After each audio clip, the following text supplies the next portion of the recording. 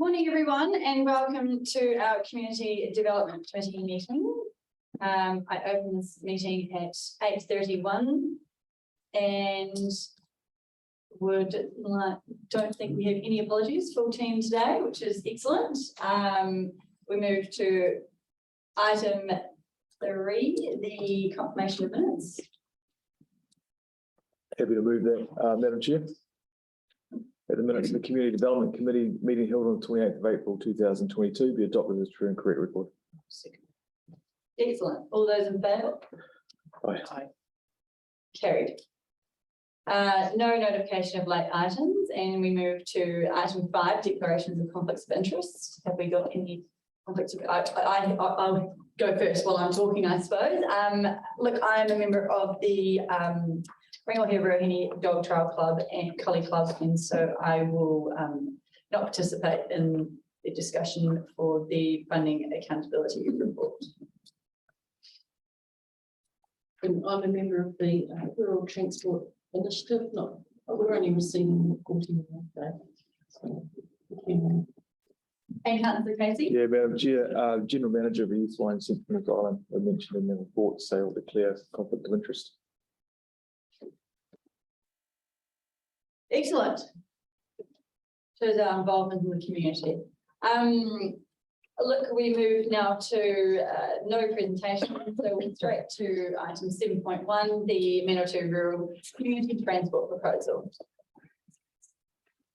Hi, thank you, Madam Chairman. This item has been put on the agenda for the Community Development Committee because you might recall that the Active Community came into the council as part of the annual plan process back in 2020,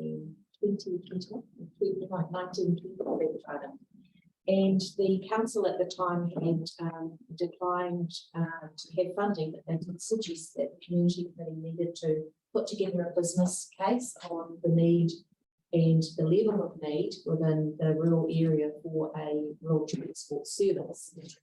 The community committee did set up a subcommittee to actually address some of the issues that were around at the time, but it's sort of peaked out a bit. And this neighbourhood support, the then General Manager, Ellie Thompson, picked up and she ran with this idea of doing a business case and applied to Council's Community Development Fund for funding to do a business case.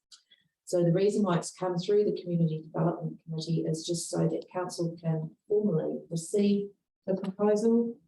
And I have put a recommendation in there that any funding, suggestions of any particular funding be considered as part of the 2024-34 long-term plan considerations. So this is just to get it before Council through the Community Development Committee, just to formally receive it. Are there any comments or questions? Thank you. Great report and well done to the neighbourhood support team, and council did speak in support of this to our submission to the Horizons Regional Transport Plan. Reading through the detail though, and bearing in mind the questions that we got from Horizons on this, I really wonder about the effectiveness of having a case by case as needed travel. So you phone up and I'm thinking, and you look at the numbers to use it, you know, I'm wondering if it would be better, it would be more user friendly if we had a, you know, today we do the north and tomorrow we do the south or whatever, so that people know in those areas that on Tuesday I make my appointments for the doctor or get my groceries or whatever it is. And I'm really questioning case by case that, you know, I'd hate to be the person trying to work out the logistics for the driver. And the other question that Horizons asked us, would we be open to including out of our district, for example, Martin, because there's a need over there, you know, whether it's more cost effective and sustainable and palatable for them to put money in if they knew the bus was coming from Martin on Tuesday and did fielding and whatever, and back again. And we said we'd be open to having a look at anything. So but I think it's a great report and well done for the work that they've done. And I think it is going to be a challenge getting it over the line, you know, and we did push hard with Horizons to consider harmonising public transport costs to make this affordable across the line. And I certainly don't support this bus. If this council is going to put significant money into it, I wouldn't support it going to Palmerston North. You know, we need to get our locals to support local. Would you like me to comment on it? Am I able to comment? Absolutely, yeah. Ellie did a lot of research into the various community transport solutions around the country, and I too was surprised that this one came out as being the preferable method of providing public transport, and this one's based on the Timaru model. I think it's called My Ride, My Way, something like that. Yeah, she looked at it, it was quite a lot down in South Island, Tauranga, places like that, but I think all that would be flexible further down the track. But we certainly, because we were funded by the Community Development Committee from this council, we decided that we were looking at a Manawatu district boundary public transport for the purposes of the study. If Horizons made moves to say, well, we'll fund it if you include Martin or some other areas, I'm sure that would be considered. It was just really because it was Manawatu District Council funding. But it was also, building was the central point. It was not for people to go from Wangati to Kimbolton. It was to Field, and that's the whole point of it. Yep. To Field. Madam Chair, if I may. Yeah, thank you. Look, I too want to congratulate Ellie Thompson for the high-level detailed report. It's clearly seen some real experience and skill in developing this and sustaining it over a long time as well. I'm very confident that the machinations of route logistics will settle over time, and I just think we just encourage to keep pressing on rather than sort of get tangled up too much on the finer detail. It's best to sort of crack on and get it going, and I'm very confident that the cards will fall the right way up. I think it's great.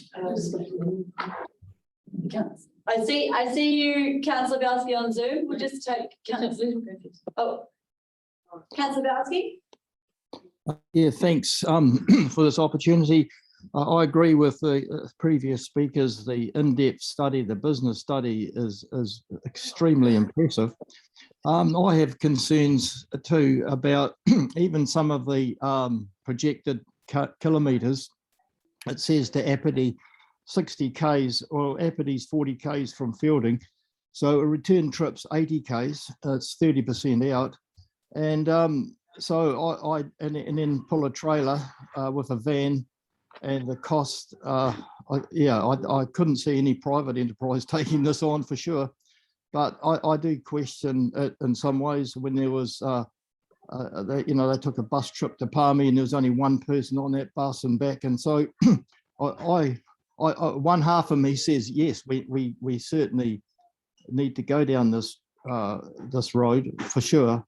The other half says, oh my goodness, I don't think this will work. So I'm sort of, I want to encourage it, definitely. But I think it's worth a try, and the in-depth business study is very impressive. And if 350 odd people want to use it, then it should be a goer. But with the price of fuel and the price of running your own car and vehicle, it may be a time for this to happen. Yeah, so I would be in favour of it, but they're just comments that I just wanted to make. Thank you. I agree, Councillor Bowski, you raised some good points, and definitely something worth noting regarding distances. If we could note that, we'll follow up with Nervous Board. Alison? So at Horizons, actually Mark and I sat in the whole morning. I heard a number speak to this initiative. One of the things that they were really promoting with their new transport plan was looking at more sustainable forms of transport, i.e. electric vehicles. Ellie sat down and did quite a piece of work with Bernard from user bus, and he helped to work out much of the details. And one of the things he commented was there would not be an electric van available on today's market that would cope with the gradient of going to combine and equity, and that's why it's been proposed as a diesel vehicle. You know, whereas a lot of the other submissions that were coming in were really encouraging Horizons to change to electric buses and things. When the technology is there, absolutely, but at the moment, they can't cope. And there's no charging station there anyway. So, and when you go back to the government, they're talking about equity in public transport for rural as well as urban, and it just gives a really good example where the inequities are. Sure. Look, do we have any further comments or questions before we look for a move?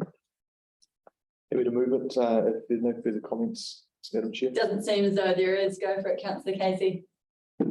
That the Community Development Committee receives and supports in principle the proposal from Neighbourhood Support Manawatu on the Manawatu Rural Community Transport Initiative, and recommends that any potential funding from the Manawatu District Council be considered a part of the 2024 to 34 long-term plan considerations.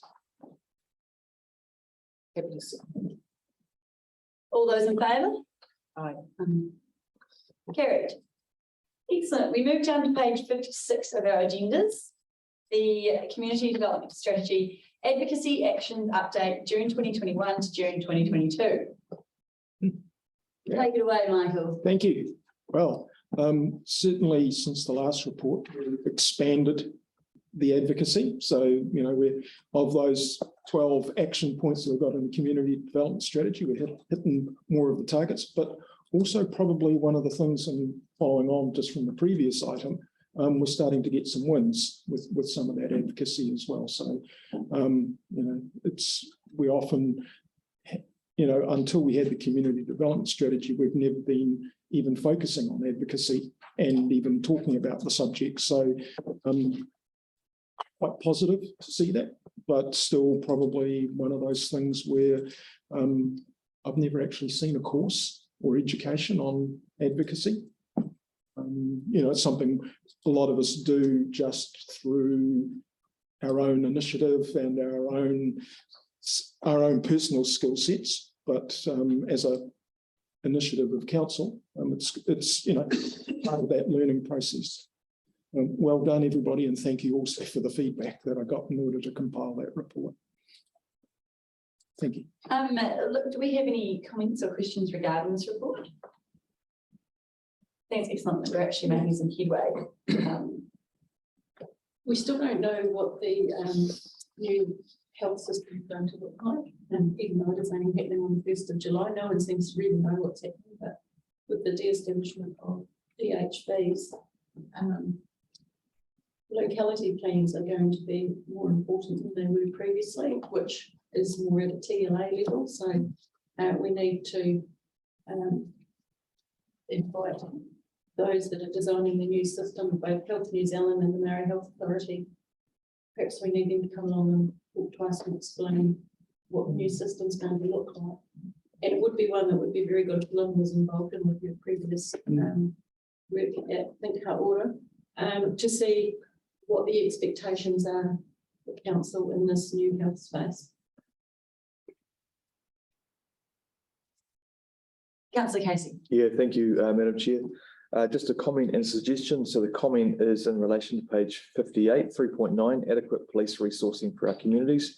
And just pointing out that the community has led a petition. Mr. Nigel McKenzie raised the last petition and presented it to Police HQ regarding numbers. To which we probably still, and talking to local police, we still don't have numbers, sufficient numbers. In fact, numbers have dropped again. There's another position that's been taken out of building. And driving past last night, there's about 8 cop cars parked up.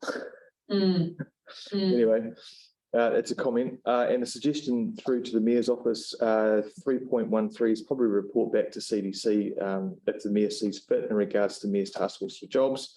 And where this is at a national level in relation to Manawatu District Council, particularly with youth unemployment, which I'm predicting once we hit the recession, which is coming, unfortunately, that will see youth kicked off the bus and put into, and we've seen in the past, and into that youth unemployment. So if we can front foot some stuff now, start thinking about it, that would be really advantageous to our region. Yeah, I guess looking particularly at that policing one, it's realizing how we can turn advocacy into action, and I think it's something that we probably need to understand a bit better on the CDC moving forward. That's just what I'd like as chairperson. Councillor, Thank you. In relation to the police one, until the government resource the police at a better level and understand the priority of policing, we're not going to find solutions. The fact that we can't get our police station open 5 days a week for the public to even go into, and talking to the police, which I do on a regular basis, the police commanders, etc., they've just been told you work within the resources you've been given. And I've sent emails to the previous Minister of Police and got nowhere. We now have a new police minister, so having another crack at that one. But we've just got to lobby government. It's got to be up, talking to the police. They're as frustrated as we are. Yep. And probably more so. In relation to the Mayor's Task Force for Jobs, councillors who were there yesterday with LGNZ would have heard me say, we need LGNZ to step up in this space. The government's reduced the amount of money they give Mayor's Task Force for Jobs. And in the time that I've sat around that table, the programs that support getting young people into employment are only open to rural councils. There's a couple of councils now doing a pilot that are provincial, but given that the money's now been reduced, I'm thinking, well, what's the chance? Because what I've been advocating is that the issues for unemployment and particularly NEETs is the same regardless of what size your community is. So therefore it should be open, there should be some criteria around the project that you're looking to do, and it should be open to all councils. Any further comments? If not, Councillor Balsky. Just a comment on cell phone coverage. I don't think we're getting anywhere fast in this. Black spots just out of Fielding, you only got to go a few Ks and you lose it in the car. And there are people that just can't get it. But Vodafone do offer I think, a pretty good service. I know Fiona Morton's on it now, that she's able to use her cell phone through her Wi-Fi. So I think we need to let people know that that's available. But as far as cell phones go, and their new towers and the distance that they go is pretty pathetic. So it's a bit disappointing for our district anyway, to have a new cell phone up Renfrew Road on a high point, and it still doesn't reach our hall. So we still need to keep the pressure on these providers to improve their coverage for sure. Thanks. Completely agree with you, Steve. I still live off the landline because I have no coverage at my end of the district. So yeah, hopefully one day technology does move a little bit quicker in the cell phone tower space. Hey, look, if there's no further comments or questions, I'm happy to move the recommendation that the report Community Development Strategy Advocacy Actions Update of June 2021 to June 2022 be received. Have I got a seconder? Mayor Wilboys. All those in favour? Aye. Carried. Excellent. We move to page 61 of the agenda, the Community Committee projects for 2022-23. Thank you, Madam Chairperson. This is the second time that the Community Development Committee has received this report, and it's due to the Community Development Strategy having 2 action points within the strategy which relate specific to the community committees. And so attached for your information is a copy of the projects which the community committees have identified that they wish to spend their $3,000 annual project fund against. And some of these community committees have carried forward funding from previous years, so that it's enabled them to do some significant work. And on the right-hand side is the Community Planning Implementation Fund. And these are the projects that community committees had requested through council's long-term plan that they wished to undertake, and funding has been tagged for them. So as far as community plans go, the community committees, there's only currently 4 community committees that do not have a community plan. One of those committees, Waituna West, have chosen not to go through that process. Kiwatia, working through Councillor Ford, we're looking at potentially doing a community plan session with them during the spring, hopefully this side of the local government elections. Colleton, they're still a bit of a concern because the Colleton Community Committee don't appear to be meeting regularly. So I'm not too sure what's happening with those people that are on the community committee at the moment. So I need to have a conversation with their liaison councillor to see whether or not we can actually reinvigorate that community committee to be a bit more active. And Glenarua Kaikoura, they're our newest community committee, just came into being in November of last year. And some of the councillors that were there, which your worship was at the last meeting, they're already starting to do their community planning process by coming up with their visions. So we workshopped that at their last meeting. So at the next meeting, we're going to look at some draft visioning for them to at least to go with until such time as we can actually do a full community plan with them and the community.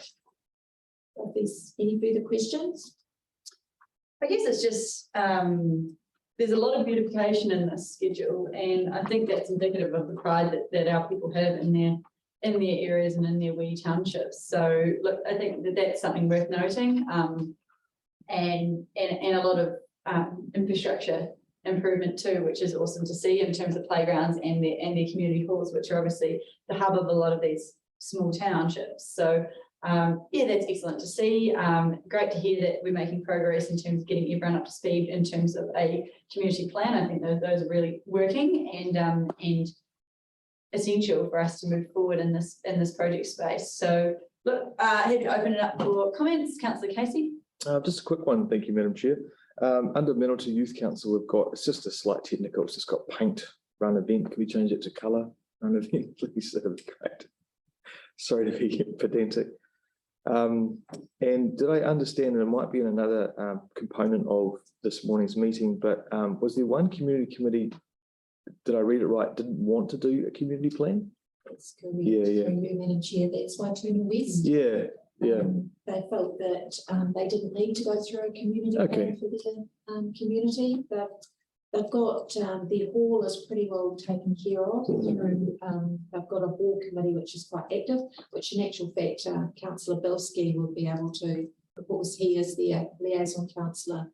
So Councillor Bilski, are you able to sort of add to the question that Councillor Casey has asked in regards to Waituna West not wanting a community plan? Yeah, yes. I don't know about Waituna.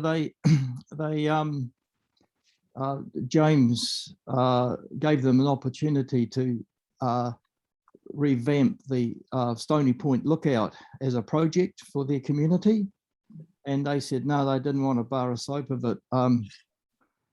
Basically, they named health and safety as an issue, but James said he was covering all that. Yeah, I don't think reading their attitude or their vision during my meetings, they don't seem to have. I don't know. It's in a sort of a no man's land in a way. I don't think they will take it on. I'll ask him. Andrew was stood in for me for the last night's meeting, but I'll ask them again next meeting whether they sincerely want to have a community vision plan drawn up for their community. But at the moment, I think they're quite happy just meeting every quarter and having a meeting about different issues around their hall and their school. But I can't see them doing it, but that's just my opinion of what I've picked up at the meeting, Janine. Thank you. Mayor Woolworths. Thank you. Just going back to the Youth Council, can someone explain to me what council meetings catering is? That's the, have you step in and answer that? That's the pizzas at our in-person meetings. Oh, the catering for your council. Oh, okay, Yes. got it. Yeah, Thank you. It's funded. Yeah, Yeah. thank you, thank you. I don't think we'd get them to come along if there was no Agree, agree. Hey, look, if there's no further, councillor Short. Sorry, I was just thinking. Grants, Tangi Moana found out last week that they got 5,700 from Central Energy Trust towards heating and some new appliances in their kitchen. And yesterday I heard that Cheltenham was successful in $12,000. Some of what they applied for. Yes. Was that Eastern Central? Yes. That one for their junior Sure. playground. So, Course. you know, they're looking for funding from other sources. Okay, if there is no further comments or questions, I'm happy to make the recommendation on page 61 that the schedule of community committee projects for the 2022-23 financial year be received. We've got a seconder, councillor Casey. All those in favour? Aye. Aye. Carried. Excellent. And we're down to page 67, the 2022-25 priority services application. Janine, another one for you. Thank you, Madam Chair. This is just once again receiving for information. It's just one way of getting it through to formalise the receiving of the decisions of the Community Development Assessment Panel in regards to the priority services applications that have come through for the next 3 years. So you will see within 3.3 the 19 organisations that have been approved funding. Unfortunately, we weren't able to fund all of the 24 applications, so there were 5 that didn't receive funding, but we have got some new applicants with some new services being provided that we haven't had in the past, which is good to see. Unless there's any questions? We've got any questions? Councillor Shaw. It was certainly interesting this year how many, the value of the applications made. Yeah. When we had $260,000 to disperse, I think we have to have a serious conversation with the whole of the White Council about increasing funding in this space, especially we've got recessionary times ahead of us. These are the organisations that are going to keep our head above water. So I can't recall what is the central funding in next year's annual plan. Through you, Madam Chair, unfortunately, council's only approved the additional 146 for this coming financial year, but for the third year of the LTP, we need to go through that process of getting them approved again. So I'd just like to signal that I believe that we should be increasing the funding available for these organisations. I'm not saying up to 500,000, but you know, 260,000 was just a fraction more than half of what all the applications were to us, and most of them were incredibly worthy organisations with really good programs. Completely agree, councillor Shaw. I think that it's a shame to have to say no, or oh, we can only give you a portion of what you're requesting. I mean, they're requesting the amount that they're requesting for a reason, aren't they? And so I think if we take that back to full council, it would be worth showing some of the things that we funded, but also what we could fund if we did have more money in the kitty. Look, have we got any further comments, questions? Just Madam Chair, I'll just abstain from voting if that could be noted. Thanks. Okay, have I got someone to put the recommendation other than myself? I'm second. Councillor Shaw. I'm just trying that I was involved with this. So, yeah. Okay, Oh, actually, no, yes, there is. Yeah, Sorry. yeah. There is. Yeah, You know, Sorry, I was about to point it out. Yes, sorry. okay, Mayor Woolworths, Yeah, I'm happy to. page 67. Yeah, I'm just getting there. Right.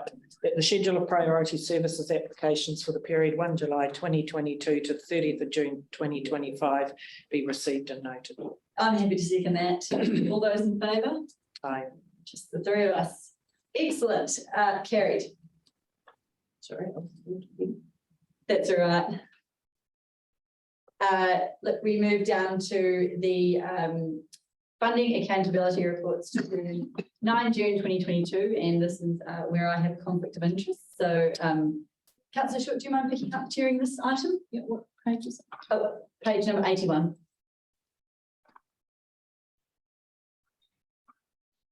Right, so funding accountability reports. One isn't there. From the Rangawahia Ruahingi College Club. Janine, is there anything you want to comment on there? No, thank you through you, Madam Chair. The report's self-explanatory, very minimal amount of funding that the club actually received for the event. So it's great that they were able to hold it in light of our uncertainty with COVID at the time that they were organising it. And for a small community, lots of volunteers, 35, and then 300 people attending events. So it sounds like it was a very successful day, weekend. Very much so. And it's obviously quite a low cost sort of operation. So look, they were very appreciative of the funding. Any further questions? Glad the event went ahead. Yeah. Well, I've given that recommendation. Then the Community Development Committee received and notes the following accountability report. The Event Fund Accountability Report, Rangawahia Ruahingi Club. Is there a second? May I ask a quick question? Oh, yes. Deputy Chair, just in regards to page 88, they've got the entry fees and then you've got the event grant, a very humble event grant. Is there a small surplus or is it just a break even through the Deputy Chair? Look, we are a not-for-profit, so I think that there is a tiny surplus, but we're looking at doing some upgrades to the facilities. Oh, nice. In between, so that massive difference will probably be used up in some upgrades somewhere. You'll play out back into facilities. Yeah, yeah. We're hoping to. Superb. Anyway. Thank you. And I had asked for a seconder and no one had to end up, so thank you. Seconded, all those in favour? Aye. Carried. Thank you. Back to you. Thank you, Councillor Short. Look, now we move to the Community Development Strategy Relationship and Liaison Report. Another one for Janine. Through you, Madam Chair. Yes, attached you will find for more information copies of minutes between the period of 16 April 9 June for the Social Issues Network Council Social Services, the Manawatu Health and Wellbeing Group, and the Manawatu Community Trust Wellbeing Committee. This is any questions? Well, just wondering whether Councillor Short would like to give an update on where SINCOS is heading and at. I know that you were present at the meeting. Sorry for putting you on the spot. No, that's all right. No, so SINCOS is doing the best that it can under COVID times. All the meetings this year have been split Zoom and in-person meetings, depending on who's what and where. But no, going steadily. We've got a committee of 6 people and we have rotational chair people on that one. SINCOS also submitted to the Horizons Regional Public Transport Plan, and I'd like to thank Mark for his awesome contribution to the submission. He did lots of research around public transport. So we supported the Manawatu Rural Transport Initiative and the orbited bus service, and also commented in the proposed plan. They were going to start looking at rural communities, and I think it was year 27, 28, and we asked them to bring that forward into this as soon as practical. So that was some good work that was done there by SINCOS. Excellent. You're also on the Manawatu Health and Wellbeing Group minutes for being present. Yes. If you wanted to continue updating us on what's happening. That meeting particularly covered one project that the DHB's developing a strategy on at the moment, and it's called the First 1000 Days. And it's a project around mothers and babies from conception of baby to 2 years old, having the best possible outcomes. It was it's been contracted out to an Auckland provider, Francis Health. Unfortunately, because of COVID, it's a lot of it's been done online, so the presenter was on Zoom. It was a very interesting conversation that day, and perhaps Shane doesn't realise a lot of stuff has happened since then. So the comments that Ngāti Kaupapa made were also made in all the other TLAs in our district.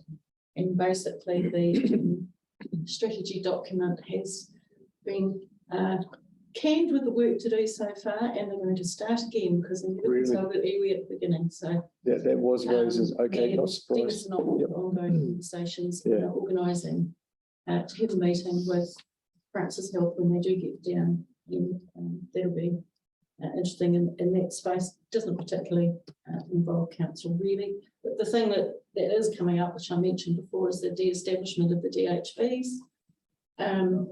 We still don't know what that's going to look like.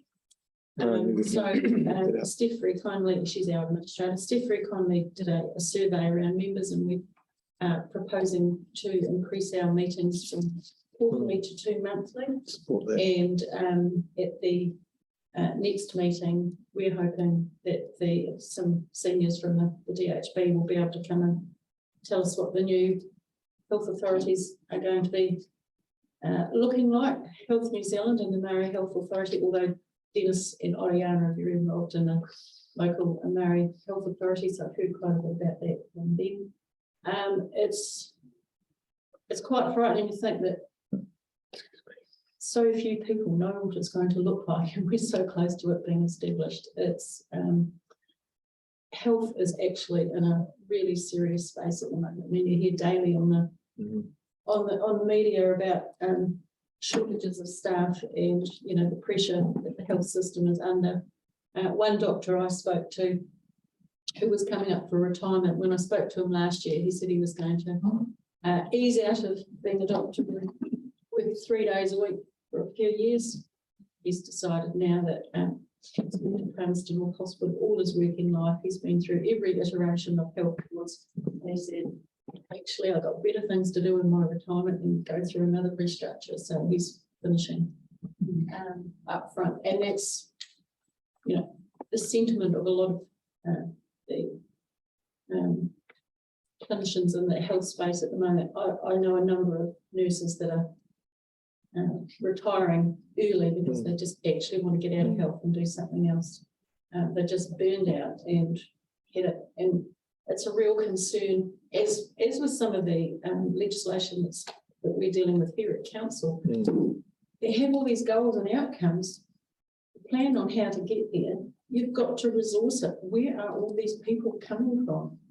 We have not got enough nurses and doctors being trained in this country to sustain our health system. So it is a concern. So it will be interesting to see what happens going forward.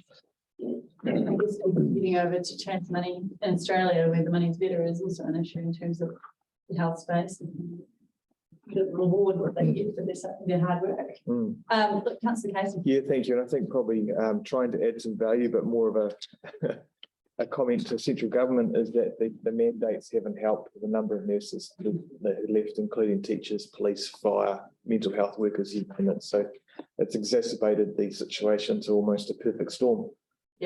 Coupled with the fact that I think the central government is not as risk adverse to immigration, so they don't want to bring that in because that will inflate house prices, to which they've campaigned on, so they're backing themselves into a corner real quick. There is no short answer other than having more and more trained personnel in these key areas. That's it.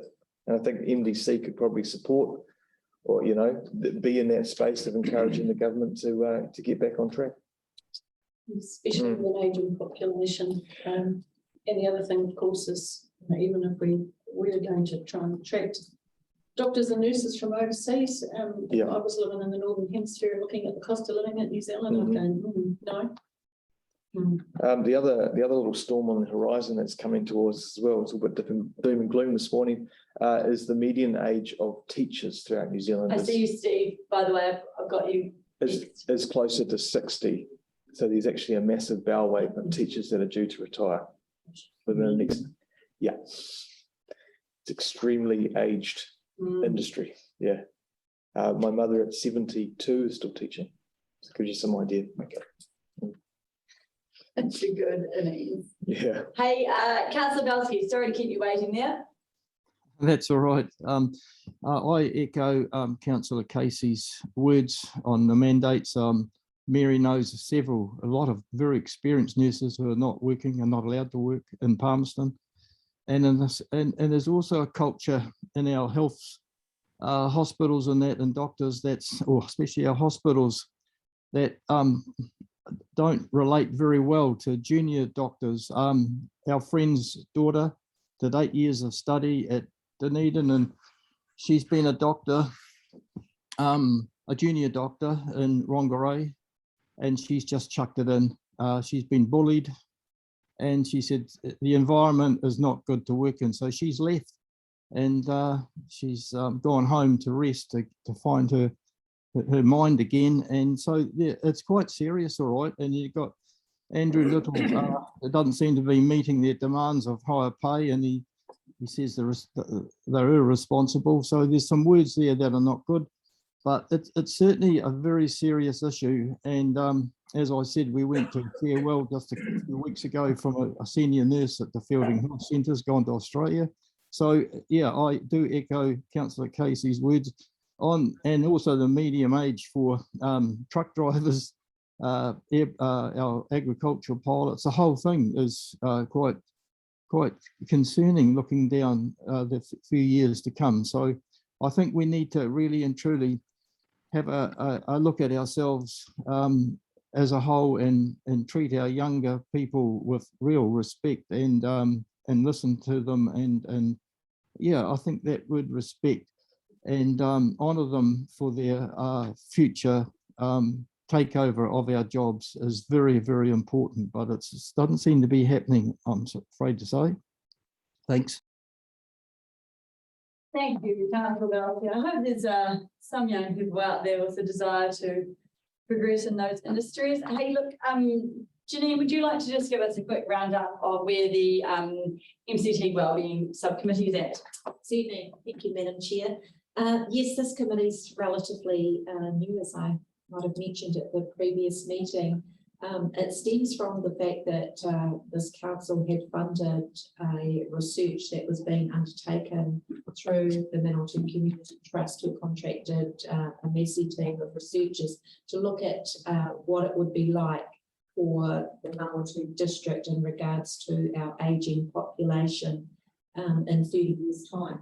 So they've done quite a lot of work with, particularly in our rural districts, and we're just waiting on receiving the report from the researchers to enable as to what work we could do to go further. But the Manawatu Community Trust thought that there was a bit of a gap in regards to its informal as well as formal relationship with the Manawatu District Council. They have, of course, their statement of intent, and they are a CCO of council, but at an operational level, there's very little interaction at that level, and they thought that it would be opportune to have myself sitting on the committee moving forward. So there's some synergies that they're wanting to align to. They're just going through the process of updating their operational plans, and they're looking to align them to council's action plan for seniors and the core areas that we have in regards to our seniors plan, which aligns to the Office for Seniors, the ministry. So yeah, it's working really good. It's building relationships between the two organisations. So yeah, I think it's definitely worthwhile having you on that committee, Janine. I think it fits well in their trust deed outcomes anyway. They've largely been focusing on health centre and their community housing, but there are action points in the trust deed that ask them to look at the whole district, and this piece of work, looking broadly at the seniors in our district, certainly fits in, ticks another box of an area that they haven't covered up until now. So it's good to see. Councillor Casey. Yeah, thank you. Just want to echo those words as well. And I just think it's really smart, proactive stuff, and the group need to be congratulated that. And also too, thank you so much for referencing Sir Mason Jury on page 116, there are so many organisations who are using his model without any reference, and including Youthline, to which I smacked their hand for as well, and said, you need to honour that man because he's in the region that I live in. So yeah, no, thank you for that. Greatly appreciate it. Excellent. Hey, I'm on page 90, so I'm happy to move the recommendation that the reports from community groups for the period 16th of April 2022 to the 9th of June 2022 be received for information. Councillor Casey seconding that. All those in favour? Aye. Carried. Excellent. Let's all make it down to the next item.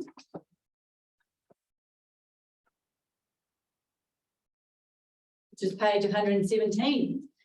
MDC Council Controlled Organisations Diversity Report number one, June 2022. Michael. And it is number one. So in our community development strategy, we had an action which hadn't started, which was relating to, doing our first report on diversity with our CCOs. This is just an inch forward because one of the things is we don't have many people involved, and therefore in doing any form of survey, privacy, particularly around a whole lot of things, becomes awkward in terms of trying to bring it back and look at that. So what we will be doing is our people and culture team here have a diversity and inclusion initiative, and they'll be doing a survey of staff.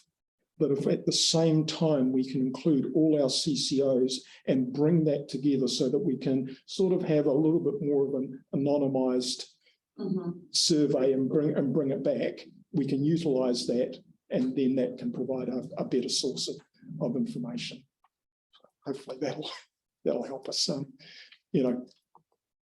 help us see what's happening inside there, and then from there we can see what is needed. And one of the things to also remember with diversity is diversity covers a whole lot of things. Diversity in thinking, diversity in qualifications, diversity in backgrounds, as well as just some of the standard demographics. So when you're thinking about how do you get good boards together or good representation, it includes a lot of things with diversity. So number one report. And the initial statistics you make at 3.2 that we've made 36 appointments to, it's 12 CCO. And I mean, if we're only looking at one demographic, one measure there in terms of sex, and I don't think that that's too far out from a desired outcome there. So personally, that's excellent, and it will be interesting to see more results as we come forward in this project. Councillor Casey. Yeah, thank you, Madam Chair. I'm sure this is helpful to you, Michael, but there's been a number of references in the Institute of Directors and their various rollouts of information around boards being basically risk adverse, and not necessarily to diversity, but actually people being quite risk adverse to joining boards due to liability or and it's really concerning. And I don't know if that component's helpful to this discussion here, but if we're trying to have more diverse boards, I think that it's only fair that we think about the risk to people who join the boards, to liability or criminal charges or whatever that is. I'm sorry, folks, I don't have the answer to navigate it through, but I'm just highlighting it maybe for consideration. Okay, and if I can, along with the Institute of Directors, Mei Chen has started the Super Diversity Institute, right, which is focusing around how to get better diversity and promote the idea of diversity on boards, and doing a lot of research and a lot of just, encouragement of that.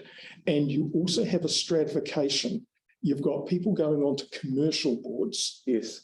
Which is probably very much related to the Institute of Directors. Yep. And then you've got other types of boards which are not-for-profits, and there's a different risk profile that occurs at those different layers there. I think there's, if I may, I just think that there's just the more we dig into this, Yes. The bigger it's going to get. And I look forward to whatever comes out of this as a sort of move forward. That's a sure. Did I hear you say May Cheating was doing the? Yes. Imagine if we could get her to come and speak. I've been sending emails, Oh, just okay. trying to do a bit of encouragement. We'll see. Public law specialist. And if I may, Madam Chair, just one more point, I think 3.2 is that we're on track to get that sort of 50-50. So I thought it might have been slightly higher in favour of males, to be honest, but that's encouraging. That's good. Yeah. Actually, what we need to focus on at the moment, I think, is lowering the average age. Because, I mean, I know, for instance, very Forest Kitchen Park, they have troubles attracting anybody, and their average age must have went up. Have we got anyone to move this recommendation on page 117? Councillor Short. Community Development Committee receives and notes. 117. Yeah, I think you're just one ahead of us. Sorry. That the report MDC Council controlled organisations diversity report #1 June 2022 be received. Happy to second that. That's an excellent piece of work in the making. All those in favour? Aye, carried. Excellent. Racing through it, I think this is our last item on the agenda, schedule of funding applications. Jay? Through you, Madam Chair. Yes, we received for that period 4 funding applications, 3 representative grants and 1 event fund. So I'll take you to page 124, which is actually the schedule. And within there, we'll be able to see what amounts are actually remaining in these particular funds. And the representative fund, although it's currently showing a $4,500 remaining, you'll get in the next report that will be all spent, which is really good that we've been able to utilise all the funding for 2021-22, which in the past we've had to carry forward funding, but more particular because of what we've gone through with COVID and the uncertainty with events, the fact that we've got absolutely no funding remaining in our event fund, I think, says that a lot of organisations have been looking outside of the square on how they can run events. But this particular event that was in this period was for the Matariki celebrations, which Whanua Tahua Beautiful Families Trust is running, and they run that on an annual basis. And the Community Development Fund, we've got a surplus of $501, which, so I think there's been some pretty well, some good decisions made in the previous 12 months from the assessment panel in relation to those applications.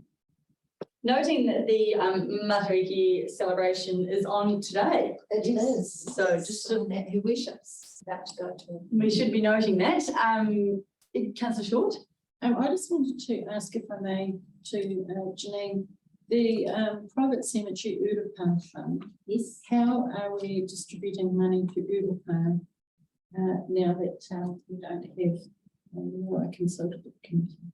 Through you, Madam Chair. Yes, exactly what we did last year, which was what we'll do again this year, is that we still send out the invitations to the Urupa committees to submit an application. But the process for the decision making is done at the general manager communities level. And what we've been doing is that we've been ensuring that all of our marae have been included on any of our communications, so that they're aware of what applications have been considered and what the decision making has been, until such time as we can get a formal committee in place in regards to our body relationships. Then that's the only way that we can move forward to ensure that those Urupas are still receiving the funds. Okay, well, look, if there is no further comments or questions regarding that, I'm happy to move the last motion for our meeting today, which is that the Community Development Committee receives and notes the schedule of application received and processed under delegated authority in accordance with the Community Development Policy for the period of 16th April 2022 to June 9, 2022. Have I got a seconder? Councillor Short, all those in favour? Carried. And I will declare the meeting closed at 9:26 a.m. Thank you, Madam Chair. Conversation, sorry, Absolutely. I didn't realise that Helen was about to